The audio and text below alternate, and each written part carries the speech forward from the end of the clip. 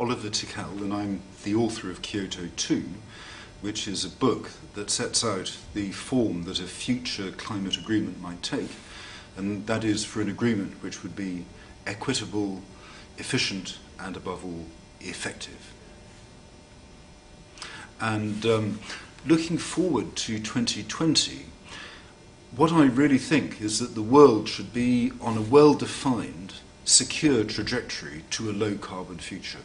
By 2020, I think that actual carbon emissions may not have reduced very much from where they are now, but that we should see that direction going towards 2050, with greenhouse gas emissions falling steadily, with huge investment going into the new low-carbon technologies and large-scale deployment of those technologies across the world, particularly in the developing world, where they can not only reduce greenhouse gas emissions, but also address the global equity issue by bringing energy and bringing water to people who don't have enough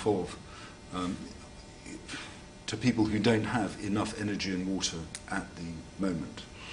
And how do we get there? What do we have to be doing now in order to get us to that point? Obviously, we all want to do the things we can do in our own lives, whether it's turning our thermostats down a degree or keeping our TVs off standby. But we also have to recognize these things aren't going to bring about the global changes that we need.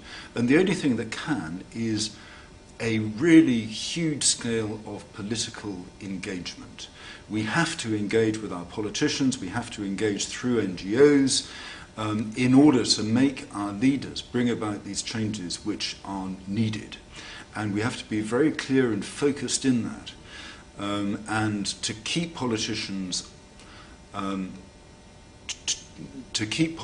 to attention, to make sure that they don't flannel us and give us meaningless promises that don't really add up to anything.